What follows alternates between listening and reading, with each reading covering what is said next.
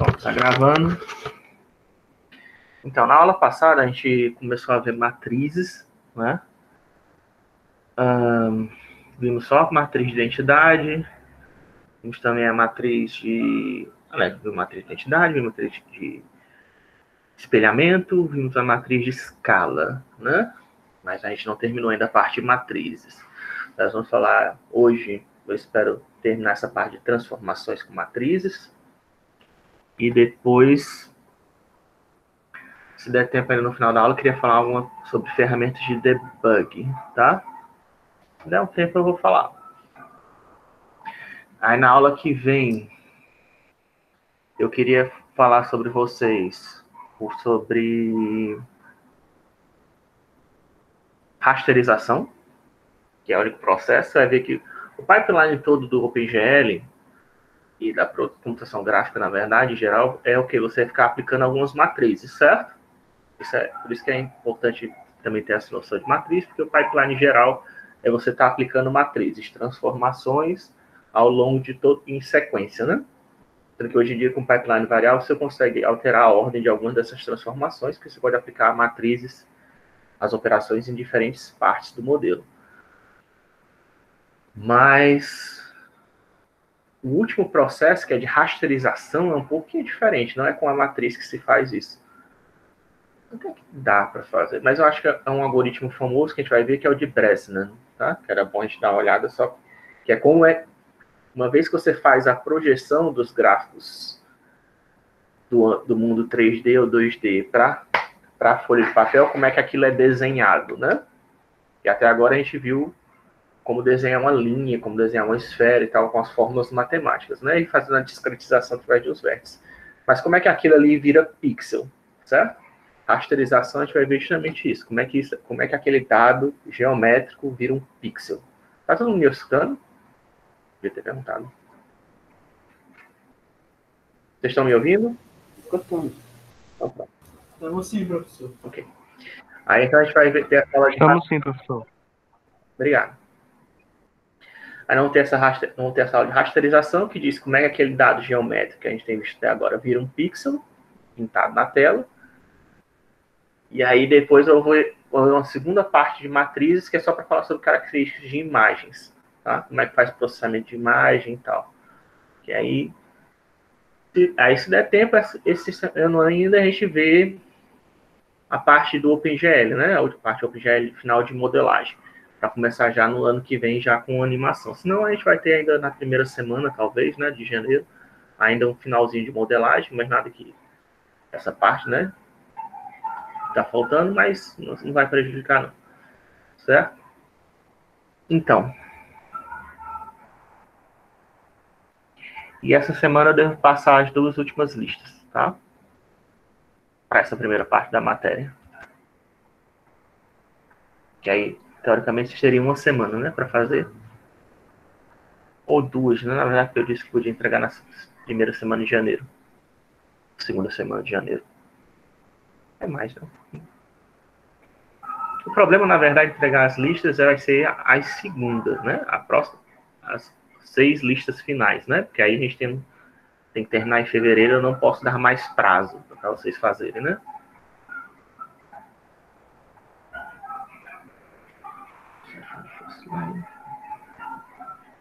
Certo? Sim, aí eu fiz algumas modificações nos slides, né? Eu falei aqui para vocês uma questão do pacote de vetores ou ordenadas geométricas, né? Eu também fui atrás da questão do determinante, né? Que a gente estava discutindo na aula passada. O determinante, certo? De forma geral, eu vi, enfim, como eu imaginei, tem várias pessoas que trabalharam nele, certo? Mas oficialmente, né? O primeiro a falar foi o Gauss, né? Assim, mas o conceito moderno mesmo foi Lenin. Eu vou colocar isso depois, tá? Nos comentários, quando eu postar a aula, que eu não postei ainda porque tava cheio de erros. Eu vou postar a aula do jeito que tá mesmo, tá? Porque parece que a gravação ficou toda... Eu fui fazer no Firefox para experimentar e a gravação ficou toda... O áudio não ficou horrível, ficou pior do que no Google. totalmente desincronizado. Mas eu vou postar a aula de qualquer jeito. Aí, quando eu postar lá, eu coloco a questão determinante, dizendo quem foi que criou. Mas, basicamente, certo? De forma geral, mais do que aquela interpretação geométrica que a gente discutiu na aula passada, o que é melhor, como é que eu consegui enrolar minha cabeça, né? Assim, para fechar dentro do que a gente estava falando. A transformação, uma matriz é uma transformação, né? Que leva domínio por contra-domínio, está fazendo alguma transformação nos dados, está alterando os dados de alguma maneira. A inversa leva do contra-domínio para o domínio, é o processo reverso, né? Se existir. E o determinante é como se fosse um fator de escala da transformação, certo? Seja ela qual for. Ela dá um fator de escala nessa transformação. Se fosse aquela equação de reta, talvez vocês conhecem, ax mais b, né? Teria como se fosse o azinho, né? Do ax mais b, da equação de reta tradicional. E que, na verdade, seria um fator que está multiplicado os dois, né? Seria tipo um c vezes ax mais c vezes b, se você quiser. Um fator de escala na transformação, certo? Altera como se fosse, talvez, um acelerador, né? Pronto, como se fosse um acelerador ou freio da transformação. Faz a transformação ocorrer mais rápido ou mais lentamente, certo? Esse seria o significado, assim, mais geral do determinante. Isso que ele permite a gente medir, certo? De forma geral, inclusive de forma geométrica também, tá? Mas aí, voltando aqui, eu adicionei esse exemplo, que eu acho que é uma coisa que dificilmente vocês veem por aí.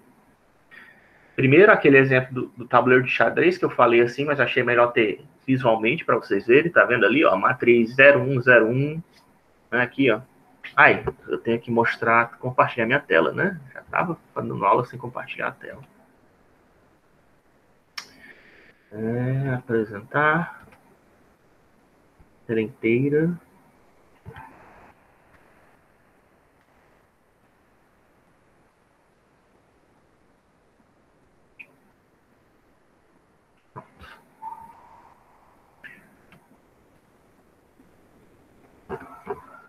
Isso aí eu queria mostrar para vocês.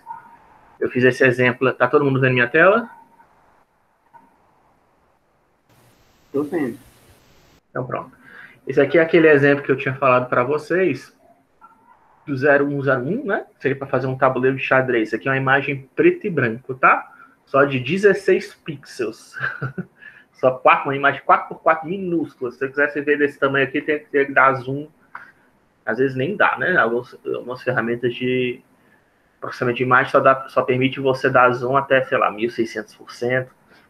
Mas, na prática, vocês aqui na computação gráfica vão aprender, né? Quando a gente vê kernels, processamento de um pouquinho, já um pouquinho de processamento de imagem, vocês podem dar zoom quanto vocês quiserem, tá? Vou deixar ali, vou mostrar como fazer zoom infinito, se você quiser, na imagem. Como é que faz? É justamente através de uma matriz de transformação que dá para fazer esse zoom infinito. Mas, enfim. Aí, então, a matriz de 4x4, 16 pixels, se fosse tabuleiro de xadrez, você poderia, preto e branco, você poderia fazer desse jeito, tá? 01, 01, 10, 01, 10, 10, 0101, 1010, você vai ter esse resultado aí.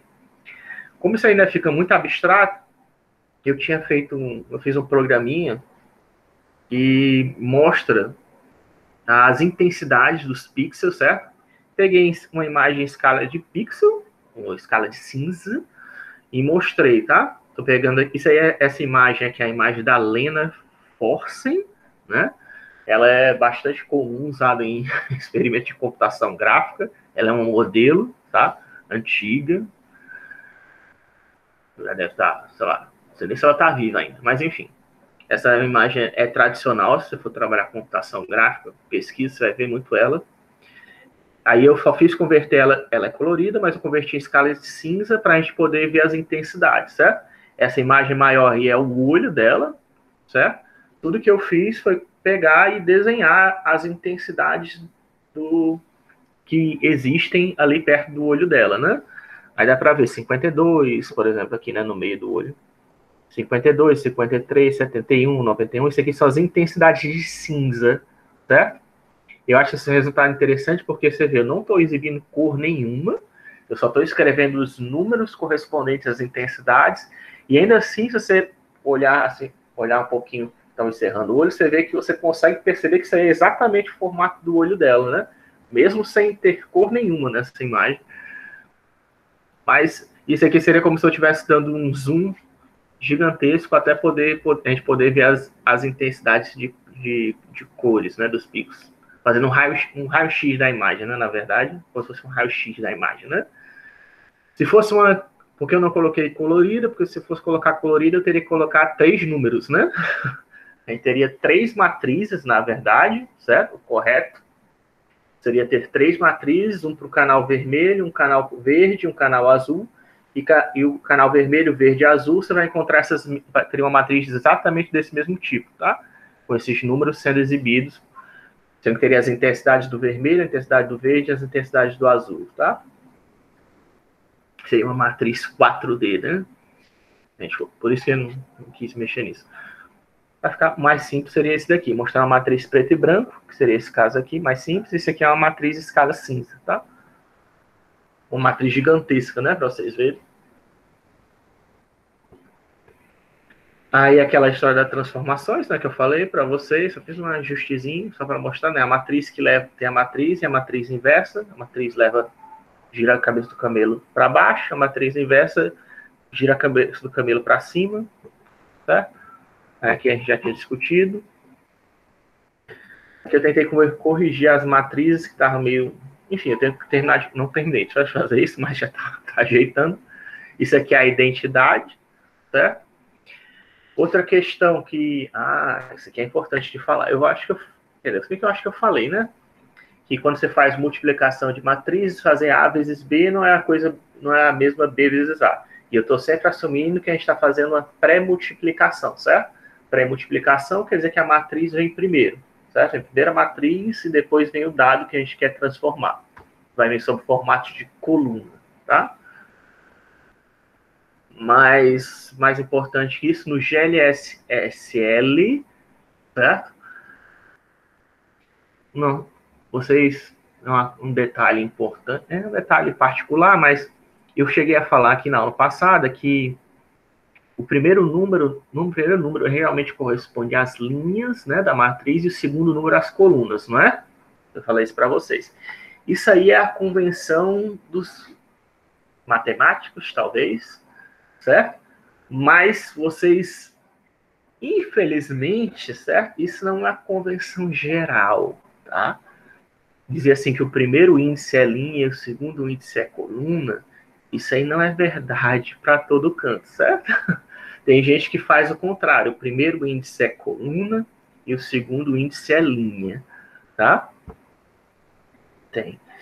E, em especial, no GLSL é assim, tá? A gente chama isso de... Teria os 2 formatos de exibir uma matriz, tá? É row major. O formato row major quer dizer linhas primeiro, tradução em inglês, né? Row major quer dizer que o primeiro índice se refere às linhas, tá? E o segundo índice às colunas. Mas também você pode exibir uma matriz na forma column major. Na forma column major quer dizer o quê? Que é colunas primeiro, basicamente, ou colunas principal, né?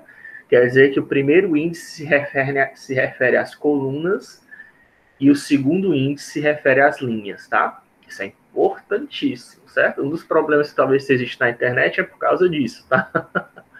Aquela história das transportes que eu estava falando, por causa disso. Você tem que saber, quando você estiver programando qualquer linguagem, certo? A primeira coisa que você tem que saber, se você for trabalhar com matriz naquela linguagem, seja em Java, Python, não sei o que você está mexendo? Você tem que saber, aquela linguagem, ela é o quê? Ela é column major, ou row major, certo? E isso faz diferença na hora de você saber fazer os cálculos. É claro que de repente você pode só testar, né? na tentativa e erro. Mas o certo, tá? É você olhar a documentação e ver. As matrizes estão sendo usadas como row major ou column major. Quer dizer que o primeiro índice é linha ou o primeiro índice é coluna, para você saber como fazer as suas transformações. Certo? No GLSL, é column major, tá? Eu coloquei esses slides ainda estão como row major, tá? Mas depois eu vou, enfim, tem que atualizar eles. Talvez eu coloque como column major tudo para ficar mais fácil, tá? Mas de qualquer jeito, vocês na vida, vocês vão trabalhar com matrizes de um jeito ou de outro, vocês vão ter que lidar com isso, certo? Aí, espelhamento, que é aquela que a gente viu, que eu fiquei devendo para vocês, né? Que você pega uma das coordenadas aqui, aqui é a primeira linha X, a segunda linha Y e a segunda linha Z, certo? Numa transformação, numa matriz, certo? A primeira linha afeta a coordenada X, certo? A segunda, no formato de pré-multiplicação, tá? A primeira linha afeta a primeira coordenada, a segunda linha afeta a segunda coordenada, a terceira linha afeta a terceira coordenada, que é o x, y, z. A quarta linha afeta a quarta coordenada, que é o w, mas isso aí essa quarta coordenada normalmente era usada para fazer fator de perspectiva, certo? Que a gente ainda vai ver, não precisa se preocupar muito com ela no momento. Por isso que isso aqui é importante, a identidade, o que quer dizer a transformação que não faz nada, certo? Não mexe nem na X, nem na Y, nem na Z, nem no W, é essa, tá? Essa é a matriz de identidade. Aí aqui, no caso, eu estou fazendo a primeira modificação, que é na coordenada Z com -1, né? E aí, eu não consegui pegar um modelo melhor, tudo que eu fiz foi pegar o modelo da Suzane, pintar de vermelho, e aí eu pintei a orelhinha dela de azul, tá?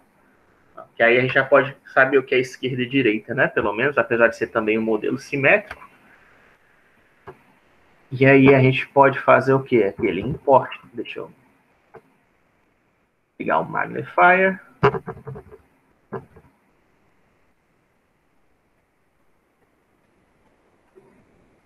Vocês poderem ver o que eu estou fazendo.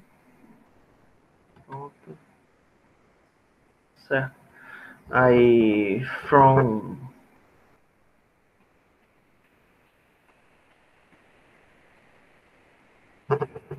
Matthew Choose. Vou tirar esse 3 aqui do lado.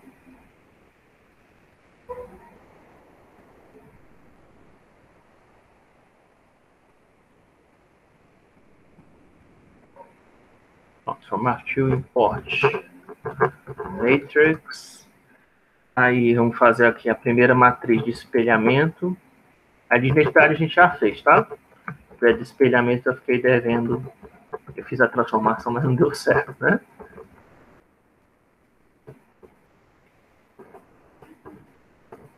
Zero, zero, zero,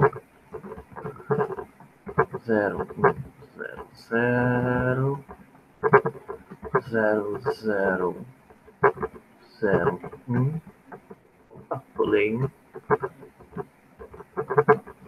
Zero, zero, zero,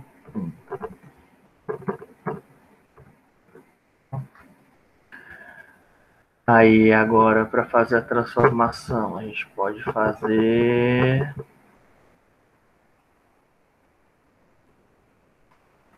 certo? Data transform, data identity não, update. E aí agora isso é a identidade. E agora se eu quiser transformar no... que já tinha mudado, né? Ah, não, já fiz transformação. É que eu tava mexendo no modelo, tá certo? Mas aqui mudando em X.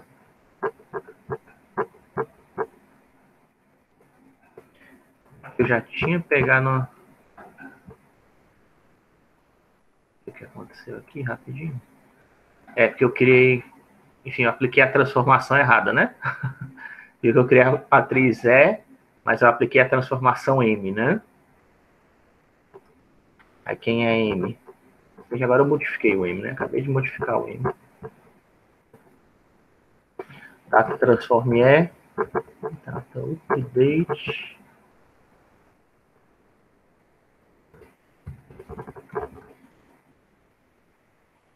Ué. Tá em identidade, então não vai fazer mesmo nada não. Cadê a matriz? Chama essa aqui de e-mail.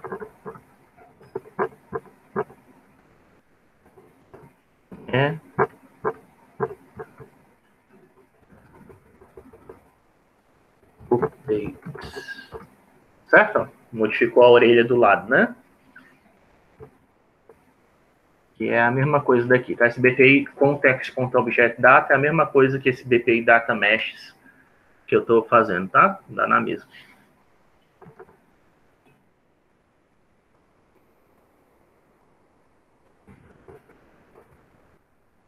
Certo? Então, conforme vocês devem ter visto aí, eu espero, conforme eu aplico a matriz E, né, que é essa matriz aqui, eu estou mexendo na coordenada X, né? Como é que eu sei que isso aqui está mexendo na coordenada X? Porque aqui no Blender, né, ó, certo?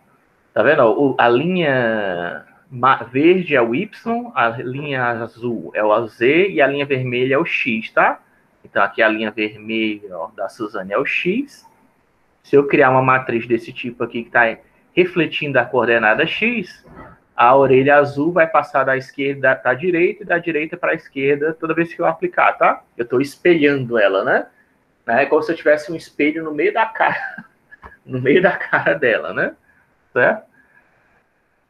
É como se fosse o plano ZY é o espelho, tá? Nesse caso, quando eu faço espelhamento em X, o plano ZY, que é essa linha verde azul, é o nosso espelho, certo? Se eu usar a coordenada Y como espelho, aí o plano XZ vai ser esse, é o espelho, certo? E se eu usar a coordenada Z, aí o plano XY, que é o espelho, certo? São os três planos que tem, é esse, esse e esse, tá?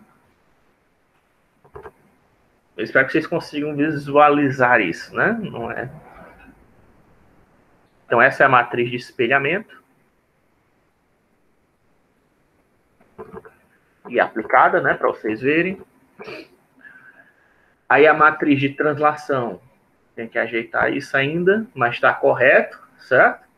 É você colocar um vetor ali na lateral. E aí, a gente pode fazer isso no Blender também. Certo? Não devia ter desligado o Magnifier, já que a gente vai usar de novo.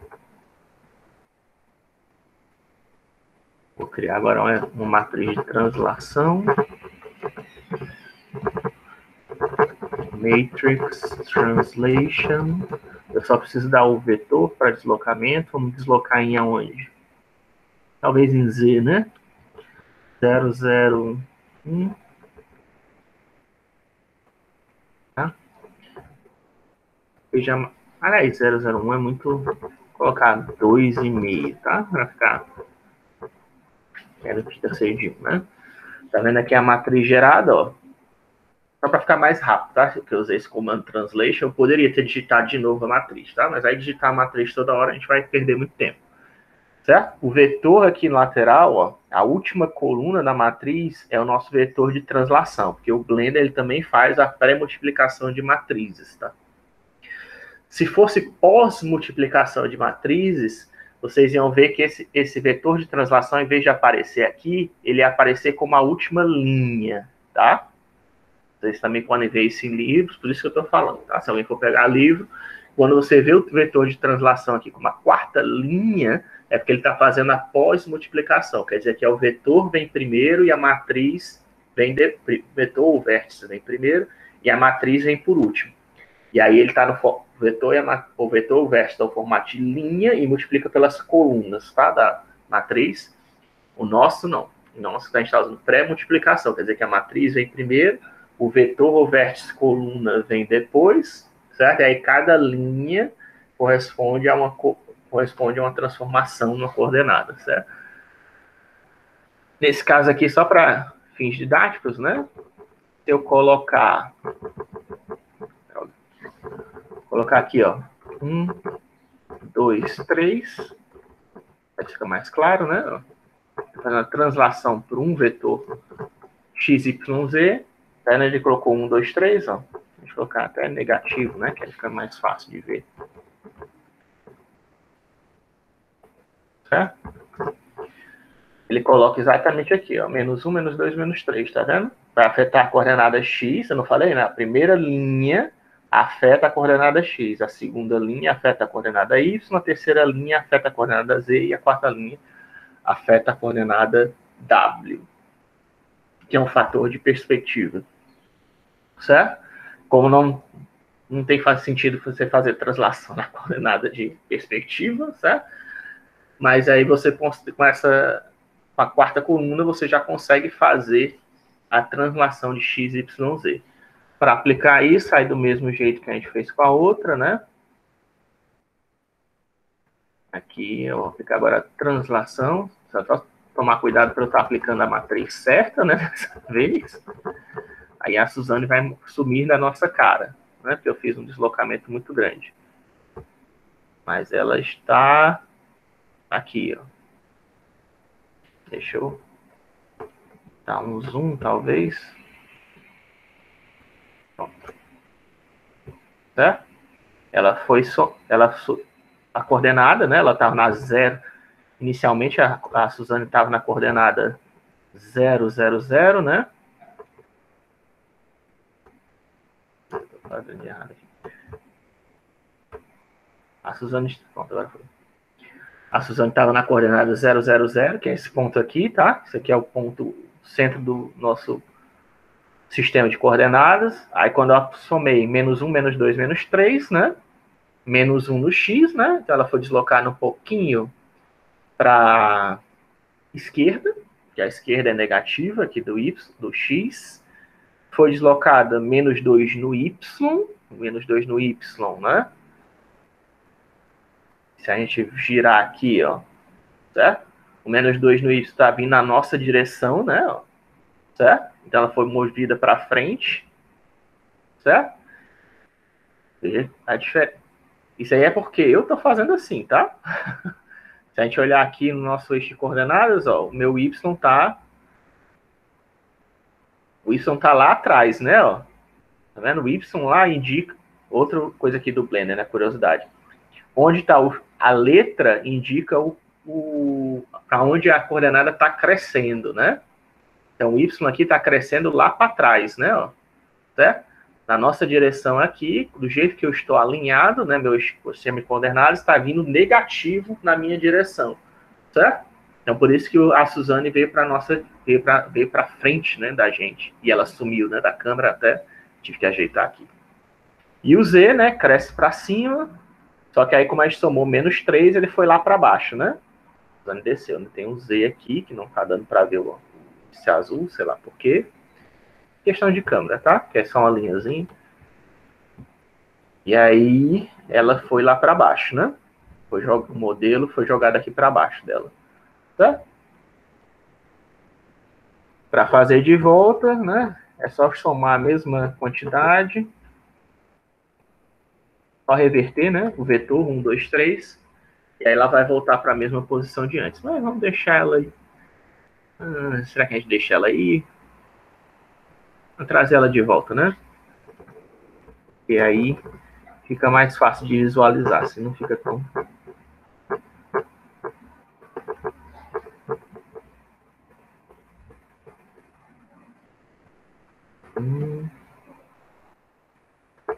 Parece que o Blender ainda não está tão legal assim com relação do recurso de autocompletar. Tem alguns lugares que o recurso de autocompletar, conforme eu coloco um comando, né? Tem alguns lugares que ele só vai atrás dos comandos similares àquele que eu digitei, né? O histórico vai ficar bem mais legal, né? Assim fica mais fácil de encontrar os comandos que você quer refazer, né? Já foi. É outra maneira, né, de fazer a mesma coisa, certo? Então, para vocês verem, né? Tem mais de uma maneira de fazer. Você pode usar aquele... Aqui já, na aula já mostrei 3, né? Usando lá o contexto, usando o OBJ e agora usando o Meshes, você também consegue aplicar transformações, tá? embora não tenha escrito explicitamente, porque às vezes, né, eu faço só pensando aqui. E também estou reaproveitando alguns comandos que já tinha usado, nem prestei atenção.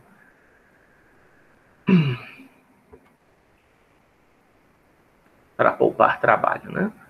Certo? Então aqui a gente já viu a translação, a escala é a próxima.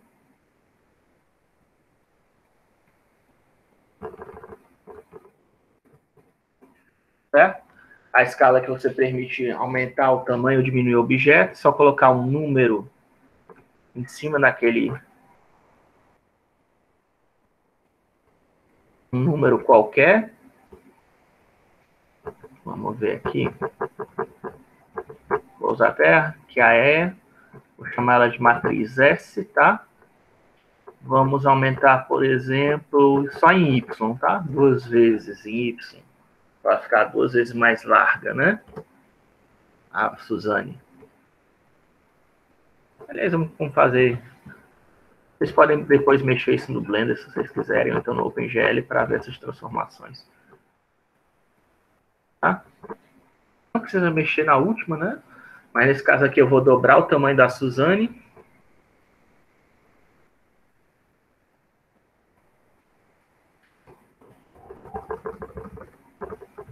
Transform S.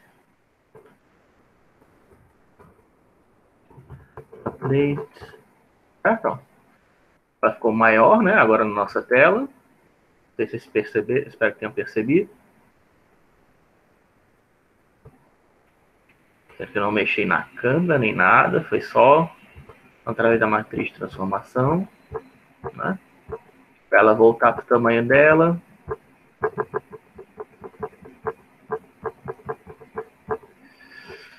Basta colocar agora dividir por 2, né? Ó, multipliquei por 2, agora vamos dividir por 2. Certo? Estou mexendo só com x, y, z, não estou mexendo em w, nem preciso, tá?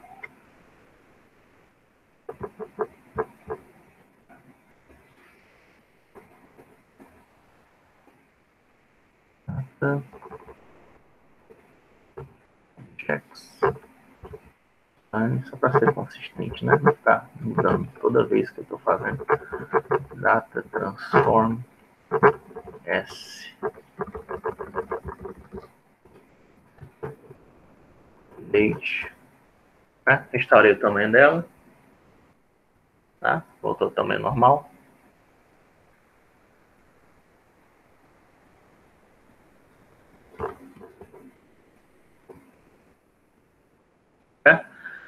A próxima transformação é o cisalhamento, certo? O cisalhamento, ele é uma operação que não dá para fazer... dá para fazer nas 3 coordenadas, né? Mas você mexe... É como se fosse uma rotação, certo? O cisalhamento, do jeito que eu entendo, é como se fosse uma rotação com translação, certo? É como se fosse... Essa é a maneira que eu compreendo cisalhamento, certo? Tem gente que não concorda, mas essa é a maneira que eu compreendo. Porque você vê que, por exemplo, aqui o camelo, o que eu fiz? Eu fiz um cisalhamento aqui em Y, certo? E o que aconteceu? Olha, ele foi jogado aqui para frente, né? Então, rotacionando num plano, certo? Mas ele também foi esticado, não foi uma rotação perfeita, né? É como se fosse o cisalhamento, ele serve para quê? É uma operação não é muito comum de ser usada, tá? As operações tradicionais, que é translação, rotação, escala, eles normalmente não deformam o objeto, tá? Eles não deformam, tá? Eles aumentam o tamanho, pode mover o objeto e tal, mas são chamadas transformações rígidas, certo? O objeto ainda se transforma, permanece do mesmo jeito. Cisalhamento não. Cisalhamento é uma operação que deforma um objeto 3D. Mas, de qualquer jeito, a gente não usa cisalhamento em cima de objetos 3D. Cisalhamento ele tem mais a ver com fluidos, tá? Quando você quer aplicar fluidos, por exemplo, água, certo? Água, você já deve ter ido para a praia, imagino, né? As ondas, elas ficam normalmente o quê? Na superfície do líquido, certo?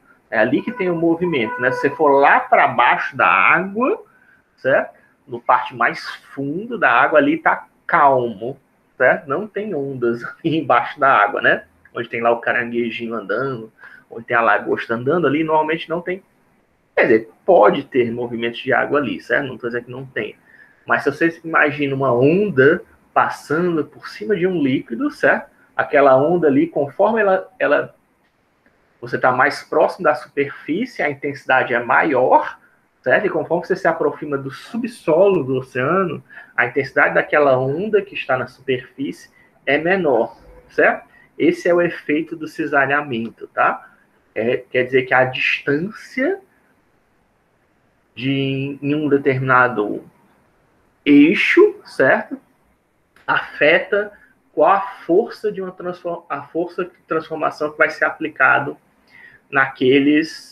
nos vértices ou nos vetores que estão naquele plano, certo? Essa seria talvez a explicação mais correta. Se você quiser imaginar outro jeito de você imaginar, se achou muito confuso essa história da água, seria você imaginar uma folha de papel, uma pilha de papéis, né? Você tem uma pilha de papéis, imagine que eu estou empurrando só o topo da pilha de papéis, certo? Se eu empurro o topo de pilha de papéis, todo mundo vai se mexer, certo? A pilha de papel inteira vai se mexer para frente, não vai? Só que quem é que vai andar mais? A parte que vai andar mais é a parte de cima, né? Que eu estou empurrando aqui com o meu braço, né? Que eu empurro com o meu braço para derrubar a folha de papel, certo? Eu estou empurrando só a parte de cima, tá? A parte de cima que vai ir mais para frente, certo? As partes de baixo tanto é que dependendo de como eu fizer e vocês estiverem imaginando aí, pode ser que só as folhas de cima se mexam, né? Pode ser que as folhas de baixo lá estão nem aí, né? Nem se mexem. A ideia do cisalhamento é a mesma, certo? Pode até estar... Mas mesmo que todo mundo se mexa, pode acontecer, todo mundo se mexer. Se todo mundo se mexer, quem é que vai andar mais? Quem vai andar mais é onde eu estou aplicando a minha força diretamente, né? Que é a parte de cima. A parte lá de trás não vai se mexer, praticamente não vai se mexer. Por quê? Porque tem o peso, né? Também ali das folhas em cima dela, né? Tem uma aumentando o atrito, né? Em cima delas, que a gente falou em questão de física. Mas essa matriz aí não é que esteja simulando física, tá? Eu estou só dizendo o que ela é equivalente, né? Essa matriz é equivalente a uma transformação, a um efeito físico que ocorre na vida real, tá? Mas não é que ela seja fisicamente realista, né? Não é isso. Mas talvez seja até errado falar que é um efeito físico real, uma vez que causa uma deformação, né? Certo? Se não causasse deformação, poderia até ser. Mas aqui nesse caso, ó, por exemplo, do camelo, dá para ver que as patas, ó, do camelo não se mexeram, né? Ó, certo? Praticamente não saíram do lugar, embora é como se tivesse aplicado a força aqui, né? Então a cabeça do camelo foi lá para frente, mas as patas praticamente não se mexeram. E nesse caso aqui, certo? A força está sendo aplicada nessa direção, levantando a bunda do camelo, né? E vê que aqui, de novo, a cabeça do camelo praticamente não mudou de posição, mas as patas dianteiras e traseiras começaram a ir, né? Assim, ser movidas no sentido do movimento, certo? E essa é e todos aqueles... Os índices, né? Que não estão não estão alinhados, não estão nas diagonais, certo? Eles podem ser usados para fazer cisalhamento, tá? Os índices da matriz que não pertencem às diagonais fazem normalmente cisalhamento, naturalmente, né? Podem causar o cisalhamento, né? Eu coloquei aí, por exemplo, como fazer cisalhamento em X, Y e Z, né? Que é você mexer nessas duas coordenadas que não estão na diagonal, certo? Isso é uma coisa que você dificilmente encontra em livros, tá? Não é todo mundo que explica essa transformação, não. Tem muita gente que não entende também, né? Só usa sem saber o que está fazendo, né? Mas, enfim, você aprende isso. Como é que você aprende? Você ganha essa intuição que eu tentei passar para vocês? Mexendo nela, certo? Conforme você mexe nela, deixa eu ver o que acontece se eu aplicar assim, se eu aplicar assado, se eu fizer assim, se eu fizer assado, assim, Ah, isso aqui parece uma rotação, né? Enfim, é só você testar. Só você testar. Gente que testa, né? Se você testar em geral em programação, né? Se você fizer isso, criar isso um hábito, de sempre testar tudo aquilo que as pessoas você quer aprender, você vai ver que você vai ganhar uma intuição muito mais avançada do que pessoas que de repente só olham a matriz no livro, né? Ou que só lê e não pratica aquilo, né?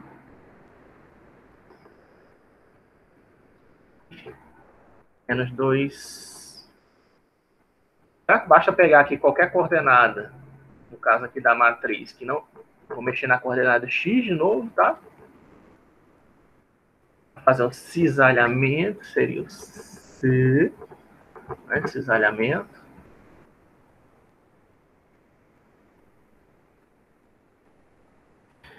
Aí, data transform. C. Updates. Certo? Eu apliquei minha força no eixo Z, né? Sendo que aí, nesse caso aqui, né, ficou igualmente aplicada, né? Porque ele tá meu modelo, ele tá aplicado, tá orientado, tá centralizado na origem, né? Então, na verdade, quem é que está parado, né? A parte que está parado do modelo, na verdade, é a parte próxima à origem, certo? Sendo que aí, como o modelo está centralizado na origem, parece que está tudo se movendo da mesma intensidade, mas não está, certo? Ctrl Z não funciona não, né?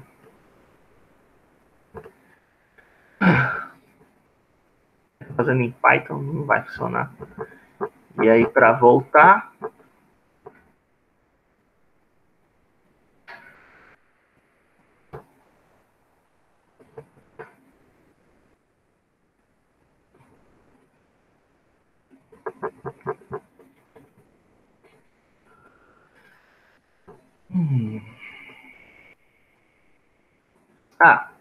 isso aqui talvez seja bom, né, mencionar. Veja que as posições, né, que foram alteradas foi essencialmente a x, tá? O z, as coordenadas z, né, elas estão na mesma altura ainda, tá? E as coordenadas y também permanecem na mesma posição, certo? Ó. Dependendo de como você olhar, inclusive, você vai ver que o modelo praticamente não... Parece até que o modelo não foi alterado, né? Dependendo da posição que você olhar, da posição de câmera, pode dar a impressão, inclusive, que o modelo não foi alterado. Ele só mexeu na coordenada x, né? Essencialmente. Essencialmente não. Mexeu na coordenada x.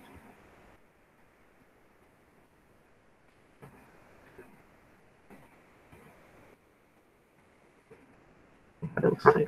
Tem que construir de novo a matriz na mão mesmo. Tem. Enfim, o OpenGL ainda tem. Não, o Blender ainda tem que fazer algumas melhorias no recurso de AutoCAD, mas já está bem melhor do que antigamente. Você tinha que decorar os comandos.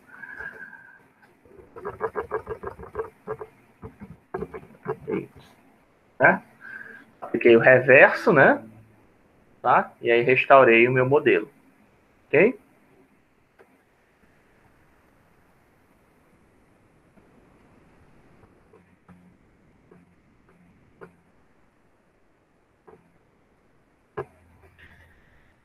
Agora rotação, tá? Rotação.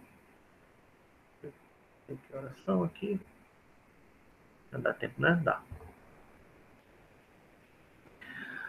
Rotação, daí eu vou falar agora rotação, eu vou falar nos 3 eixos, tá? Porque senão a gente vai rotação em cada um dos eixos. Eu vou mostrar nos 3 eixos e acho que também mostro da quaterna. Não mostro, não? Mostro.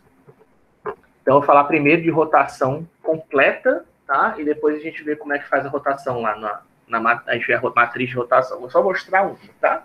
Mostrar todas, ia perder muito tempo e todos vão fazer o mesmo efeito, né? Certo? Mas rotação tem duas maneiras tradicionais de fazer, certo? Você pode fazer rotação usando as coordenadas de Euler, né? Ou Euler. O correto dele, o nome dele é Euler, né? Mas você pode fazer segundo as coordenadas de Euler. Nesse caso aqui, tudo bem, essa matriz eu vou corrigir, tá? Porque tá, a barra aqui está escondendo 1, né? Mas aqui tem 1, tá? É 1, 0, 0. Quer dizer que nesse caso aqui, a gente está fazendo a rotação no eixo X.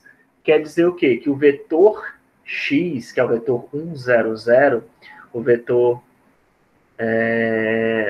normal, né? Um vetor normal, unitário, de tamanho 1, as coordenadas, né, tradicionais, canônicas do espaço cartesiano, né, espaço de Euler, talvez, se quiser chamar, são o quê? É 1, 0, 0, 0, 1, 0 e 0, 0, 1, que são aqueles vetores de onde que eu estou tirando esses vetores? Eu estou chutando, né? Eu estou tirando eles da identidade, né? Certo? São aqueles vetores da identidade, 1, 0, 0, 0, 1, 0, 0, 0, 1. Isso aí são as chamadas coordenadas canônicas do espaço de Euler, tá? Por isso que eles não modificam nada, né, do espaço de cartesiano. Por isso que aplicar eles, você não está fazendo transformação nenhuma, né, na identidade. Nesse caso aqui, quando eu quero fazer rotação no eixo X, veja que eu em X agora, ó, eu não mexo nada em X, certo? Mas eu mexo o quê? Em Y e Z. Quer dizer que agora, ao contrário do cisalhamento, certo? As coordenadas Y e Z vão ser alteradas, mas as coordenadas em X não vão ser alteradas, certo? Elas vão se manter constantes. Eu estou usando o eixo X como rotação, certo? E aí, essa rotação, exatamente como no cisalhamento, o efeito que ela causa depende de onde está a sua origem, tá? A primeira, isso aí é uma coisa que eu tivesse ter falado antes, mas, falando agora, toda transformação que vocês forem fazer, quando vocês forem aplicar uma matriz, seja ela qual for, obviamente depende de onde está a sua origem, certo? Por quê? Porque se eu tenho um objeto desse tipo aqui, né, como celular, tá? E eu faço, né, e o eixo de rotação está aqui no meio, né, do celular. Tô apertando esse negócio. Tá aqui no eixo. Quando eu estou rotacionando em cima desse eixo, não sei se dá para ver. Vocês estão me vendo ou não? Às vezes eu faço. Deixa eu ver aqui no Google. Pronto. Tá aqui, né? Se o meu eixo de rotação é esse meu dedo aqui, certo? E eu rotaciono em torno dele, vai fazer isso, certo? Isso aqui é a rotação em torno desse eixo. Estou usando esse cara aqui, pode ser, se você quiser, pode ser o 0, 1, 0, tá? Rotacionar em torno de Y, certo? Faz isso. Porque a minha origem está no meio dele. Só que se ele estiver aqui, você concorda que ele não vai mais girar assim, não, né? Porque eu não estou rotacionando em torno desse eixo, ele vai rotacionar assim, ó. Certo? Eu estou rotacionando em torno desse cara aqui. Se ele estiver aqui, ele vai rotacionar desse jeito, tá? Mas se ele estiver aqui do lado, ele vai rotacionar dessa maneira, tá? Então, a origem do seu sistema de coordenadas faz diferença, tá? Na hora de aplicar a rotação, na hora de aplicar a escala também, tá? Porque a escala também é feita com relação à origem. Se você quer que todo mundo se transforme da mesma maneira, certo? Você tem que colocar o seu objeto centrado na origem. Porque se ele estiver aqui, ele vai ser escalado nessa direção, tá? A grosso modo, tá? Ele vai se transformar nessa direção. Você já deve ter visto aqueles, como se tivesse raios, é como se tivesse vetores partindo da origem em direção ao seu modelo, tá? Se o seu modelo estiver na origem, vai todo mundo ser escalonado da mesma maneira. Mas se não, pode ser que não, tá? Pode ser que cause uma deformação. Porque você tem vetores de tamanho diferentes, né?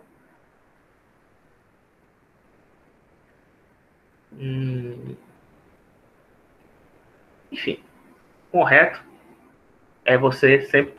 E aí, como é que você resolve esse problema de deformação que mesmo quando você quer aplicar uma transformação e você quer ter certeza do que ela não está agindo de uma forma que você não quer, né? Você tem que especificar aonde é o seu eixo, onde é que está o seu ponto, seu pivô de rotação, tá? O mais normal é que esse pivô de rotação seja aquele ponto do meio, né? Nosso centro geométrico, né? Que você coloca uma bounding box em torno do seu objeto. Olha a importância, né, daquela aula antiga, né? A dos pontos, né? Que a gente viu que tinha a média, né? É agora que a gente vai usar isso, tá? E aí você quer fazer uma transformação e quer que o celular gire, né? Daquele em torno de si mesmo, né? O que você faz? Eu tenho que calcular quem é esse ponto. Quem é esse ponto aqui? Esse ponto é justamente a média de todos os vértices, tá? Ou então você coloca uma bounding box, uma caixa, né? Usando as coordenadas mínimo x, mínimo y e mínimo z, máximo x, máximo y e máximo z, faz a média do mínimo com o máximo, que aí você obtém um pivô de rotação e você pode aplicar rotação, a escala, certo? Sem se preocupar em causar qualquer tipo de uma deformação, né? Porque eu acabei de falar que são transformações rígidas, mas que a transformação não se comporte da maneira que você está imaginando, certo? E você consiga, talvez, visualizar melhor a transformação, né? Isso talvez, não sei se estou conseguindo ser claro, mas é como se fosse o nosso ponto de referência para a transformação, certo? Ou se tivesse coordenados locais ainda fazendo a transformação, né? Tá? E para isso, né, você tem que fazer uma translação. Tudo que a gente faz normalmente, né, com exceção da translação, obviamente, né? Você não precisa fazer isso. Mas para as outras operações sem ser a translação, com escala, com espelhamento, né? Que até eu mostrei, né? Que espelhamento, né? Se você tiver, no caso ali o espelhamento, né? Também é outro exemplo.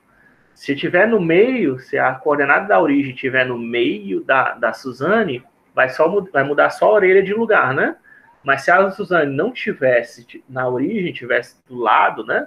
É o que ia acontecer. Ela ia ser espelhada pelo eixo Y, então ela ia aparecer do outro lado, né? Ela ia acontecer uma translação, certo? Com ela. Eu recomendo que vocês testem isso, tá? Inclusive, para vocês verem. Dependendo de como você for fazer, se você não aplicar o espelhamento na origem, certo? O espelhamento ele é uma transformação rígida também, tá? Se você colocar na origem, você vai mudar de lado as coisas, certo? A mão direita vai para a esquerda, né? Por exemplo, o relógio está na mão direita, vai para a mão esquerda, né? Mas se você colocar a pessoa não tiver na origem, o espelhamento, na verdade, vai jogar ela lá para o outro lado do modelo, né? Vai fazer uma translação em cima do modelo, certo? Não vai só mudar de lado sem mexer o modelo de lugar, certo? Vai mudar de lado alguns componentes sem mexer o modelo de posição, né? Quando está no meio, né? No caso do espelhamento. Nesse caso aqui, né? Eu estou fazendo a rotação no eixo X e você tem que dizer onde é que está esse eixo, certo? Onde é que está o meu centro de referência. Para fazer isso, o que a gente faz normalmente é fazer a translação de coordenadas do vetor negativo, certo? Se eu sei que o centro de um objeto está em 1, 2, 3, certo?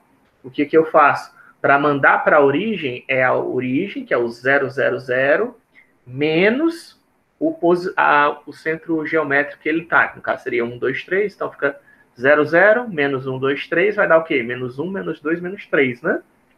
Você aplicar menos 1, menos 2, menos 3, vai mandar o seu objeto lá para a origem. Sendo que aí depois que você faz a transformação, você tem que mandar de volta, né? Fazer a translação reversa. Que aí é da origem para o ponto geométrico, né? Que é 1, 2, 3. Então, 1, 2, 3 menos 0, 0, 0 vai dar 1, 2, 3, né? É o vetor inverso. E aí você vai mandar o cara de volta. Então, para fazer transformações de rotação, escala, cisalhamento e espelhamento, o mais comum que vocês vão ver é fazer o quê? Translação para a origem, aplica a transformação e depois faz translação para trazer o modelo de volta. Nem sempre você quer mandar para a origem do objeto, não, tá? Porque, de repente, como eu falei, se você que... Aquele brinquedo da Disney, que é uma xícara, vocês já viram, não? Que é uma xícara que gira, é um brinquedo. Enfim, tem parque de diversões, tem muitos brinquedos legais nesse sentido. E um dos brinquedos que tem parque de diversões é de uma xícara que ela gira em torno de si, como se fosse o planeta Terra, né? Girando em torno do próprio eixo, mas ela também gira em torno de um eixo central.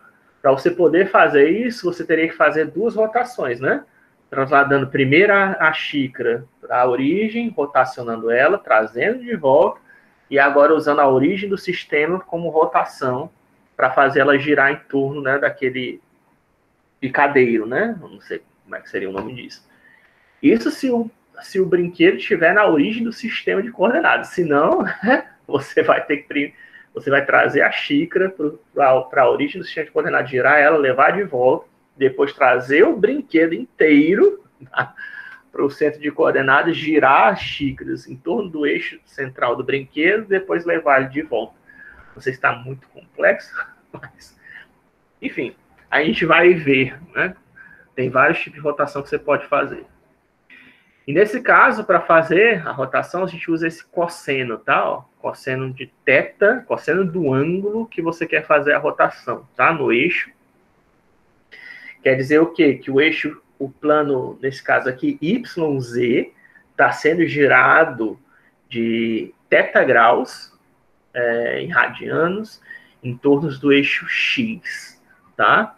Fazendo desse jeito aí, ó, cosseno. Veja que quem está na diagonal é multiplicado por cosseno, né? Ó. Quem está na diagonal sempre é multiplicado por cosseno, e quem não está na diagonal vai ser multiplicado por seno, certo? Se isso é uma rotação rotação ainda tem essa questão, né? Por isso que eu deixei para explicar por último, que você pode rotacionar tanto no sentido horário como anti-horário, não é?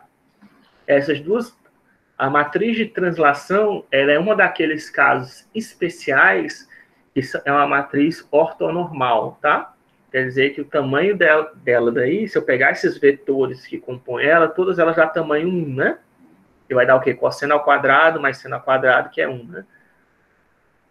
Se você estiver na dúvida, faça. O vetor 0 cossenos de θ, 0 de x, cosseno de θ como y, seno de θ como z, e o vetor 0 em x, menos seno de θ como x, y, e cosseno de θ como z, isso aí são vetores ortonormais, tá? Quer dizer que são unitários, tem tamanho 1, e são perpendiculares entre si. Então, para você fazer a inversa de uma matriz de multiplicação, é só fazer a transposta, tá? E aí você saber se está indo para a direita ou para a esquerda, né? Também depende se você está fazendo pré-multiplicação ou pós-multiplicação, tá? Então, enfim, tem detalhezinhos, né? Que tem gente que diz, não, o menos aqui faz sentido. Não dá nem para dizer isso, tá? Não, se o menos estiver aqui, vai fazer no sentido anti-horário, se fizer aqui, vai ser no sentido anti-horário. Não dá para dizer isso. Depende, você está fazendo pré-multiplicação ou pós-multiplicação. Se você estiver fazendo pré-multiplicação, pode ser que vá no sentido, se for pós-multiplicação, pode ir no outro sentido, que fica como se fosse a transposta, né? Certo? Então não é bem assim, tá? E como é que você sabe se está indo no sentido outro? Testando, cara. Testando. Você só aplica a matriz e vê. Ele girou para onde? Está indo no sentido anti-horário. Está indo no sentido anti-horário. Para que decorar isso, né? No Y, ó. Rotação em Y, agora o eixo, a linha correspondente ao Y é 0, 1, 0, tá? E agora os cossenos e os senos estão indo para onde? Estão indo para a direção de X, né? Estão em X e estão em Z, né? Certo? Porque agora quer dizer que em vez de eu girar em torno de X, nesse caso aqui, imagine que o X está nesse sentido, tá? Que o cabelo está girando em torno desse cara aqui, né? Agora o Y, agora considerando que ele está nesse sentido, o cabelo vai girar em torno dele, né? Certo? E por fim, a rotação em Z, que aí no caso seria, se aqui é o X, aqui é o Y, o Z é assim, tá? Aí ele está girando, é como se fosse rotacionar a imagem, tá? A rotação em Z, do jeito que eu mostrei, é como se ele estivesse girando a imagem. Que é uma operação que vocês podem até fazer, né? Se você quiser rotacionar uma imagem, tá?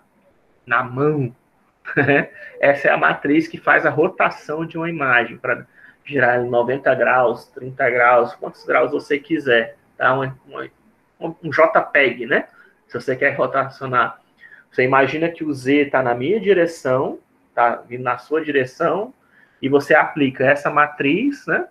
Ou a matriz direta ou inversa para fazer rotação, no sentido horário ou anti-horário, tá? E aí você vai girar a matriz. Se você não rotacionar em 90 graus, o que vai acontecer? Porque as matrizes são, imagens são perpendiculares, são quadradas, né? Elas são salvos dessa maneira. O que vai acontecer é que vai acontecer um clipping, tá? As coordenadas da imagem que não caírem dentro da imagem vão ser descartadas. Quer dizer, se a imagem vai de 00 a mn, né? Você vai ter índices que vão cair, vão ser maiores do que m, ou vão ser maiores do que n, ou vão ser negativos, tá? E esses índices que são maiores do que m, são maiores do que n, ou são negativos, não vão ser exibidos na tela, né? Vai ficar como se tivesse feito um recorte na imagem, né? Vai aparecer partes da imagem que vão se perder se você não girar de 90 graus. Mas se você girar sempre de 90 graus, dá certinho, tá?